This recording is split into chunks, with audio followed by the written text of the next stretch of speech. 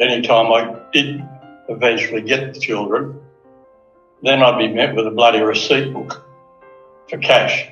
No cash, no children. And then her father came out with a loaded cocked .303 rifle. She was the sun, we were the moon, with the planets that revolved around her. So we were stuck like glue. We couldn't have a voice, we couldn't ask to see Dad, we couldn't say we missed Dad. It's like having someone die, but you can't have a funeral because you're not allowed. You're not allowed to miss them. You're not allowed to have a living bereavement. Yeah, it's a living bereavement.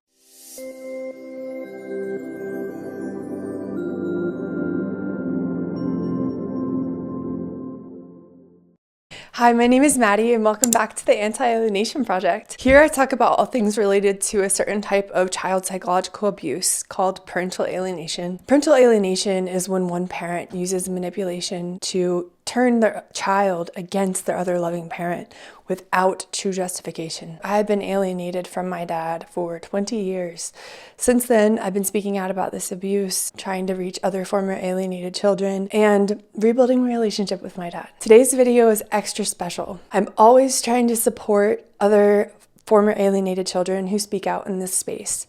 So today I have the honor of covering a video that Dr. Alyse Price-Tobler in Australia released on her channel on YouTube, which is called Parental Alienation Channel Alyse Price-Tobler. I will leave all of her links in the box of the description. So today I'm going to be blind reacting to this really important video that Dr. Alyse Price-Tobler has put together. Not only was she a child survivor of parental alienation, but also parental abduction, and now she's made it her mission to dedicate her life to this work. She has gotten her PhD. She's also a clinical psychologist. This is called Parental Alienation Reunification, a true story and warning about the dark side of PA. This video is an interview with Alyse and her father since reconnecting.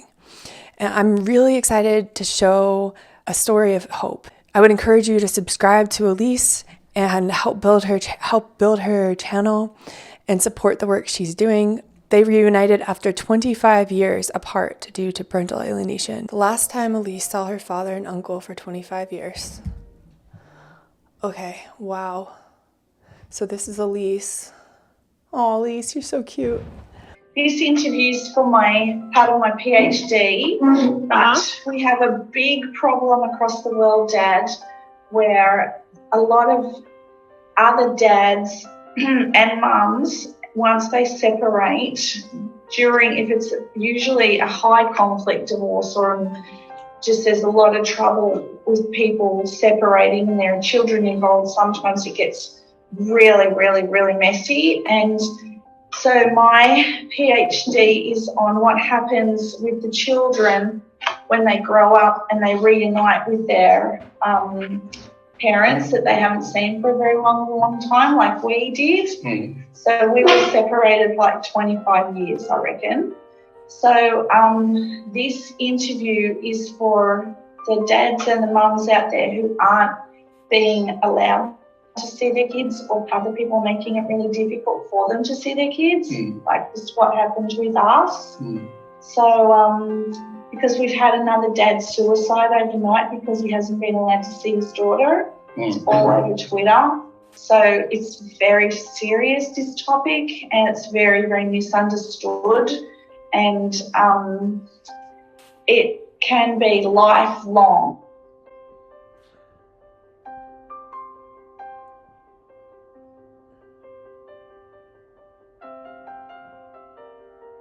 Like, I'm sure for the last 53 years of my life, you've been sort of like, I think you and Mum divorced when I was like 3 or 4? No, when you were 7. 7, oh, okay. So I'm not sure what the timeline is there. So I just wanted to get you to talk a bit about not why you separated, but what it was like once you'd separated. It's a shit show. Putting it nicely. Yeah. You don't have to hold any punches. It needs to be very real. No. It Yeah.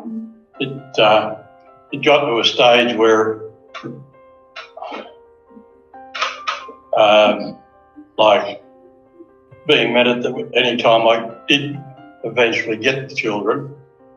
If it was for 9 o'clock, they'd be taking a 9 o'clock mass, so they wouldn't be back till 10 o'clock. Then I'd be met with a bloody receipt book for cash. No cash, no children. It was just it got to be a ridiculous situation where I thought, if this keeps up, bring me at me. And then her father came out with a loaded cocked .303 rifle. And from there on out, it just got to a stage where I thought, it took quite a while to get to the stage where I'd had a gutful of it. And I decided, no, I'm out. I knew that the children weren't getting the presents we sent. My mother sent them presents, they didn't get it.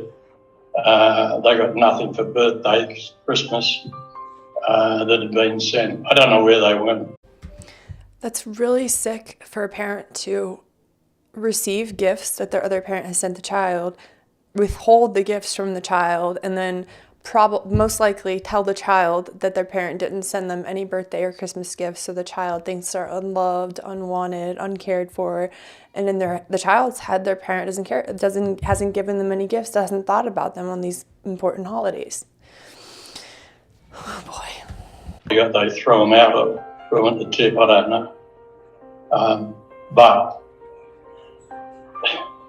as I said, I've got an expression that you might find crude, but I don't mind being told I stink, but I won't be shit on. And that's exactly what was happening.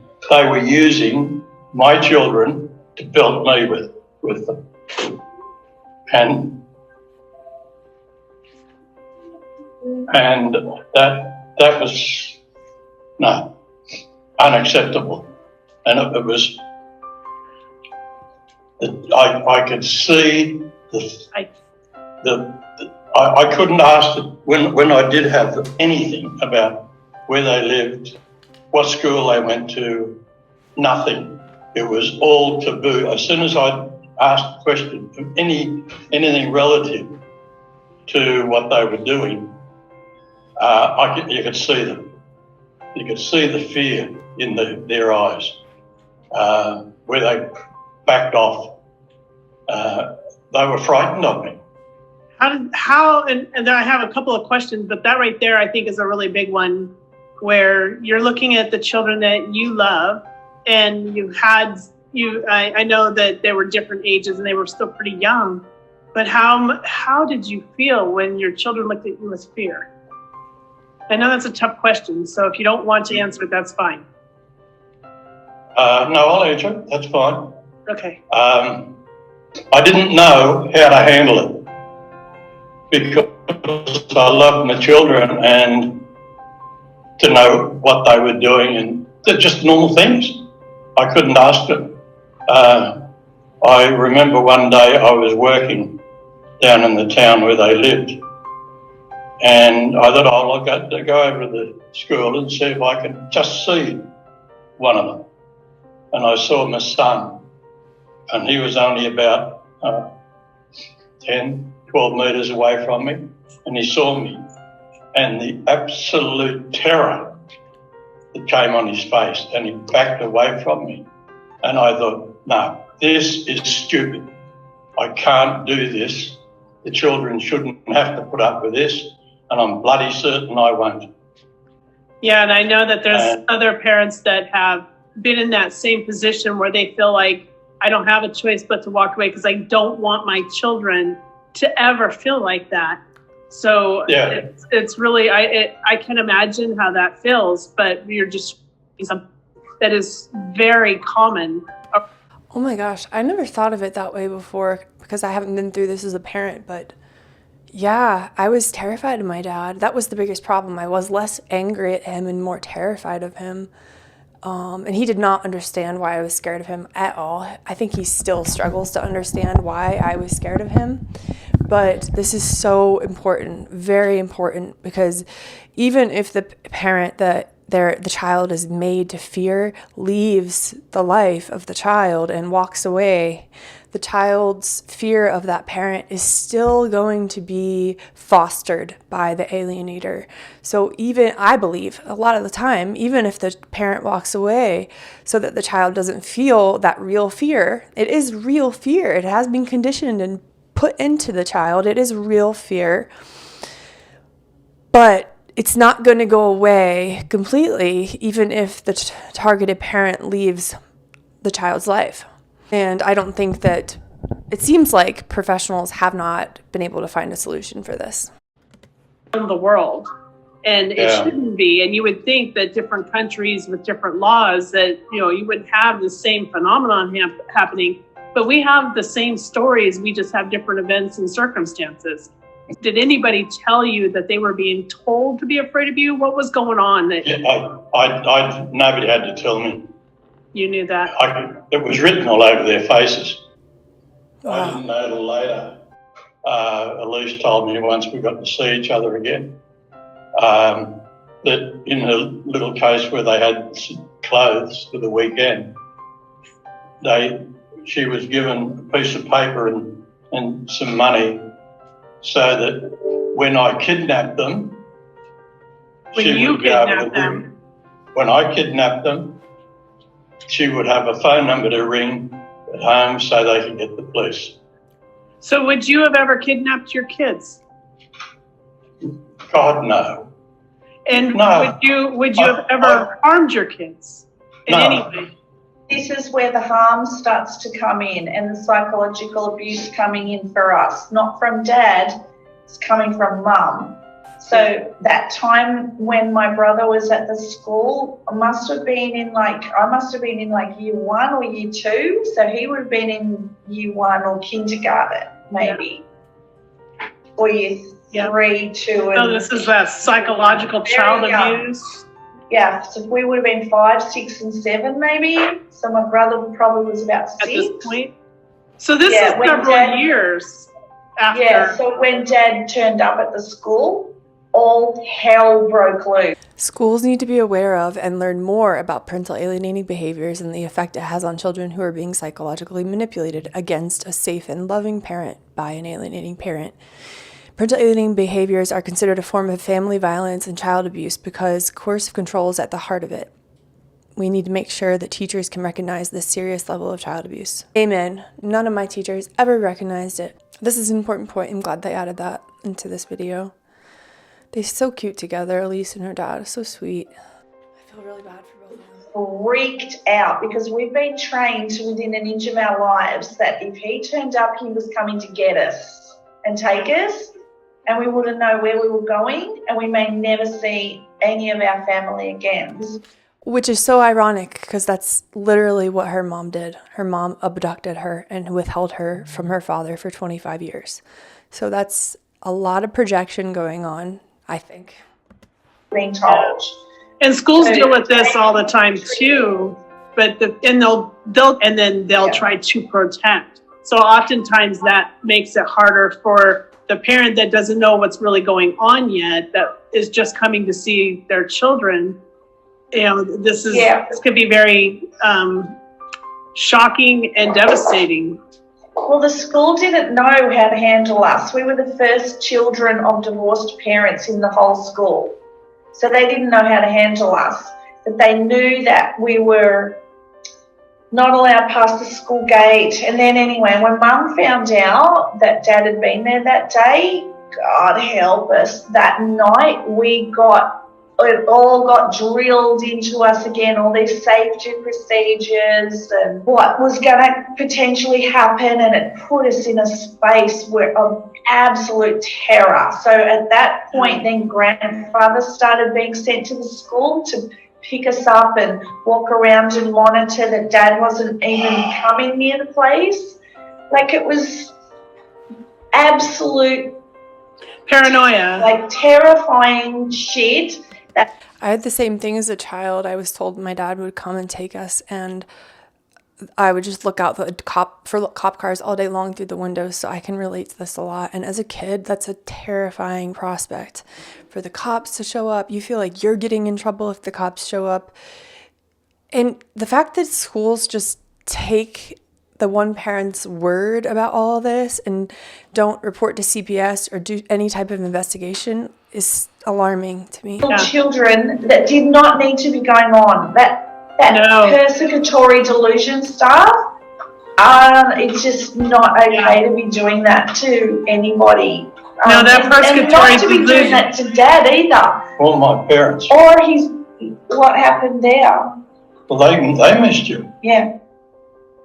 The negative and painful effects on grandparents, great-grandparents, uncles, aunts, and cousins of alienated children is heartbreaking.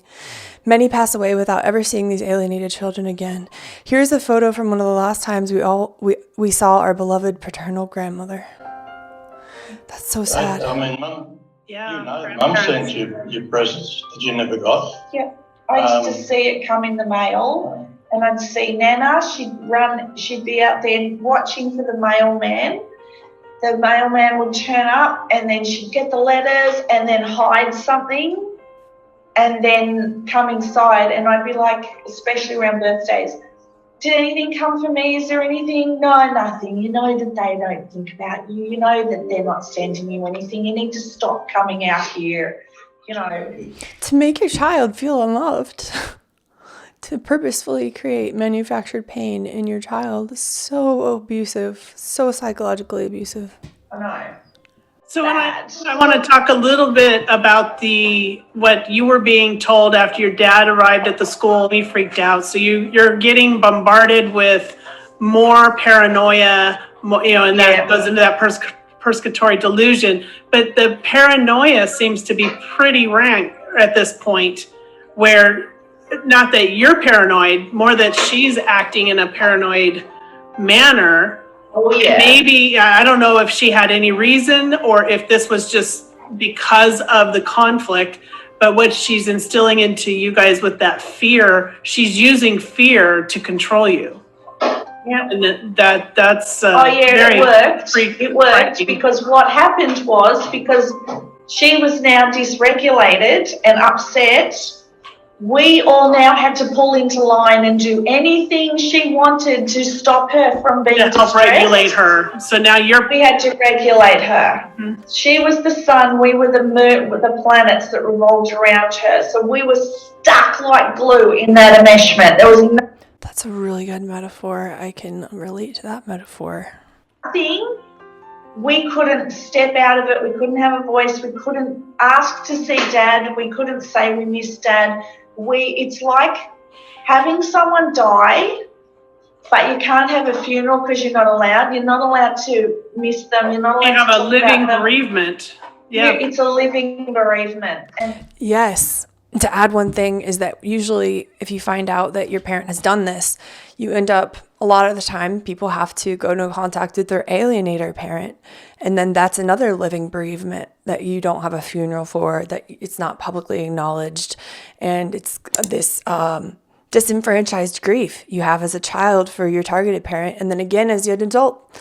Either way, when you figure out the truth, you're going to have a grieving process because you're grieving your parent entirely if you go no contact, or you're grieving who you believed your parent has been the whole time. Either way. So it's a lot of grief. Unnecessary. All of it unnecessary. It doesn't stop. It doesn't go away, and you can't express it. And then he wasn't actually dead, but he may as well have been. Well, and the hard part about the living bereavement is that when someone does pass and you know that they're dead, you find closure. So when you're going through this living bereavement, you can't help but wonder, what happened? Are they still alive? Is that them? Would I run into them on the street? Yeah. All of these things enter the minds of children wondering, are they still out there? Do they care about me? Have they thought of me? Yeah. And that's what's interesting about where. Do you know that she thought about you all the time? Was that something that you knew? Or was it impossible for you to know? He was cut off from us. Did you wonder? I tried not too much, because it hurt. Because it hurt. So you have to shut that pain off. I was in a position, I had taxation file number.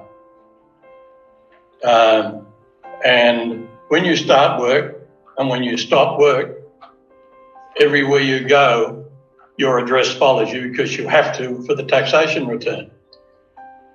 And I had access to that any time I wanted it. I never used it because I knew that if the kids saw me anywhere near them, I would put a total fear into them.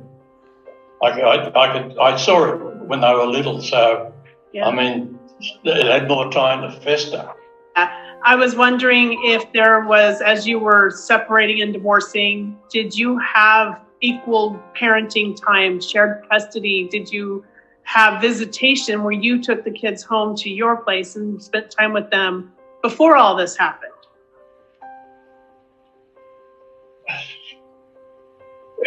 Were we allowed to go with you? You were. They were allowed to come with me afterwards, on condition that either my mother or my father were there.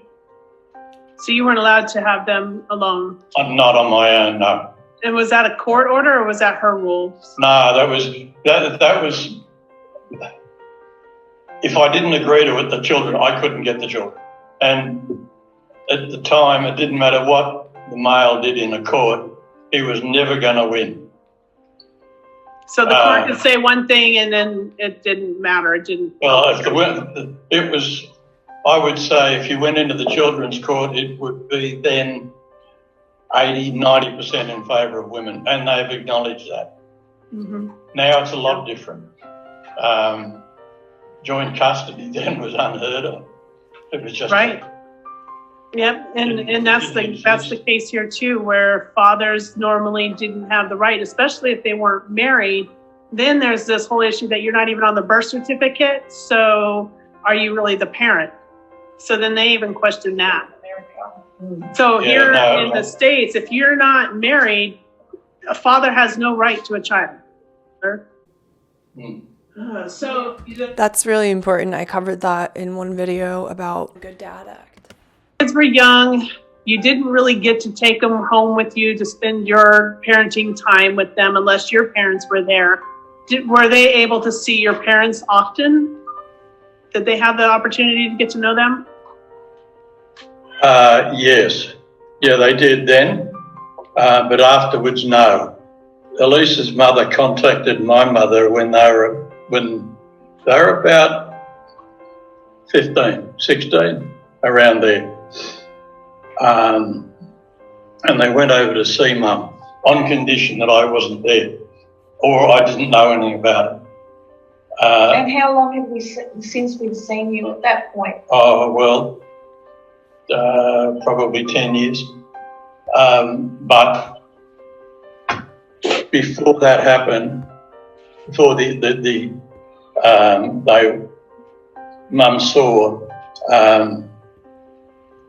there are all these letters, and I have them, that were sent from Alyse's mother to my mother.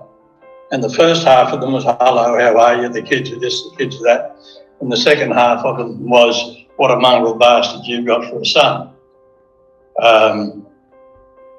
And I got, I don't know, it's 12 or 14 letters of it.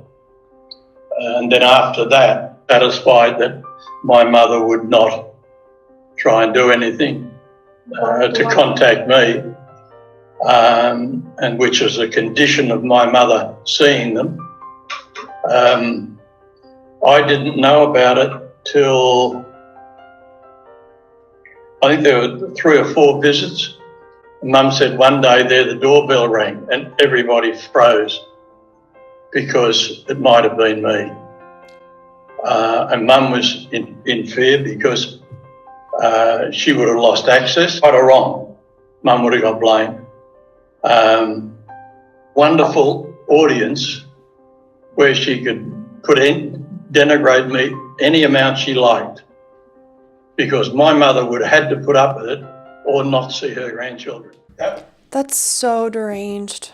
I'm so sorry for your family, Alyse. She's alienating more than just Alyse and her dad at this point. She's alienating her dad from his mother. The price Mum had to pay. What a bitch to do that to anybody. I mean, she was bashing Mum over the head with her grandchildren. Yeah, that would put her in a very bad position, because I can't imagine her not wanting to see the children, you know, her grandchildren, but at the cost. I mean, that could be pretty. That's a pretty big conflict as well, because had you found out about that, that could have caused a rift there. And you've already gotten this betrayal more or less going on with ex-wife.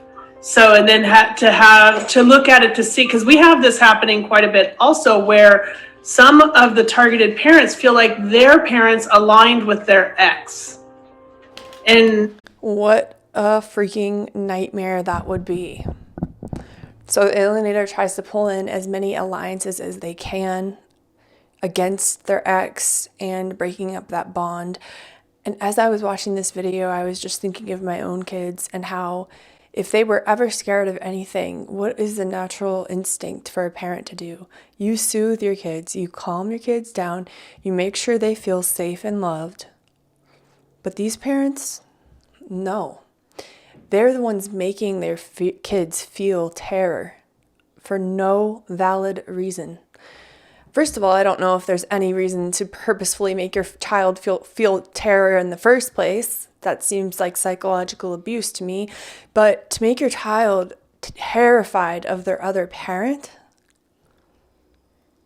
to be a parent and to experience the child that you had a close bond with, a loving, great relationship with, become terrified of you, this is a type of severe psychological abuse that it goes way deeper than just not seeing your parent, just not being with your parent. It goes way deeper into the psyche. And if you're a developing child, this impacts your personality. This impacts your beliefs about yourself and the world, your ability to have healthy attachment styles and with the romantic partners down the line. It's really destructive. so talking about this is kind of interesting and important for you to bring this up, because I wonder if it's because they would never be able to see the kids otherwise. So it's not really an alignment, but it's so that they at least get to see them. And so the kids get to know them. That's really important as well. What? I'm sorry, Alyse? Yeah, I'm not sure what I was going to say there. But so while all that was going on, we would have been watching that space and hearing that as well, that coercive control going on, and being aware, and is he turning up, is he not? I mean, there's no way that we wouldn't have heard a lot of those conversations going on. That's the reason why when I had that tax return number, every job you go to, you give them that tax file number. So the address was there, and I had a mate of mine that was in finance, and he knew exactly how to get an answer. And I knew that it was a waste of time. The fear that would have been in the children, she'd had 10, 15 years, 20 years to really embed this all into them about what a mongrel I was and how I'd do this and how I'd do that. And what was the point in trying to see them? I'd only make their life a lot more miserable, because she would have taken it out on them. Yeah. And unfortunately, this happens to so many dads. But even, now I am the chair for the National Parents Organization here in the state of Florida. So I have an affiliate for our national organization. And it used to be a father's organization. But now we're seeing that more and more mothers are turning up to be in a similar situation where it's turned and fathers are getting custody more often. So mothers are now losing and becoming that non-custodial parent, and it's flipping the table. And my concern is I want to support all parents. I think children need access to both parents. My concern is if we don't stop something now, because there's more and more mothers. Now it's still not equal. There's still more fathers that are pushed out. But if that number were to rise in mothers where they're now at the same level and they're equal, then we have a society of parentless children. And that's pretty devastating. Horrible. We already have right now in the States, we have over 25 million parents that have been removed or erased from their children's lives. And that have had happened, what has happened to you? 25 million people just like you. That's the population of Australia, you said. Yes, yep. That's in my speech too. And just like you, Dad. Yeah. Mm-hmm. Yeah. We have an organisation here called DIDS, Dads in Distress, who don't have access to their children. Yeah, well, that's what we have, a lot of those groups here as well, and they're starting to actually open up, and there's so many of them that it's hard to reach everybody out of one group. So it'd be nice if everybody could, get in one group, and then we have that volume, because we need numbers. That is more of a movement when we have the higher volumes. But you're unfortunately not alone. But hopefully, because if we keep talking and we keep sharing this type of information, and people like you are expressing what you went through and that pain, and how you were horrified that your children were scared of you, so it was easier for you to just not be there because of seeing that look on their face is very painful, I imagine. They weren't scared, they were terrified. Yeah. That is unbelievable for any child to feel that way. This video is being released on the first anniversary of Alyse's father, Unnatural. Thank you to Dawn McCarty, who is also an adult alienated and abducted child who reunified with her dad after 44 years apart, also now deceased, for offering to help with the video series 1 of 4. This is so important to speak out like this. Is so important. Photo of Alyse and Dawn's dads. My father, as I remember him when I was a young child. Oh, Alyse, you said he looks like Elvis Presley. Yeah, you're right. My father, after 20 years apart of looking, he looks so different than what I remembered. Oh, Dawn is a baby with her father. Oh, Dawn reuniting with her father at the airport. I get shiver bumps. Oh my goodness. Dawn's beloved father after 44 years apart. Dawn, you guys do look a lot alike. I love you guys. Thank you for reaching out to me and taking me under your wing. These advocates, Dawn and Alyse, are just amazing people, and I'm really honored to know you guys. That's a really important video. I love hearing a child and father interview like that. It's really important. If you guys are interested in me covering more videos like this, leave it in the comments below. As always, make sure you subscribe to my channel and give it a thumbs up to get parental alienation in the algorithm. Thank you guys for watching. That's all for this video. I hope you found it insightful or helpful. Please go follow Alyse at the Parental Alienation channel, Alyse Price-Tobler. Watch her content, and follow Dawn McCarty at Dawn McCarty. Her name is just, her YouTube name is her name. Thanks for watching, and I'll see you in the next one. Bye.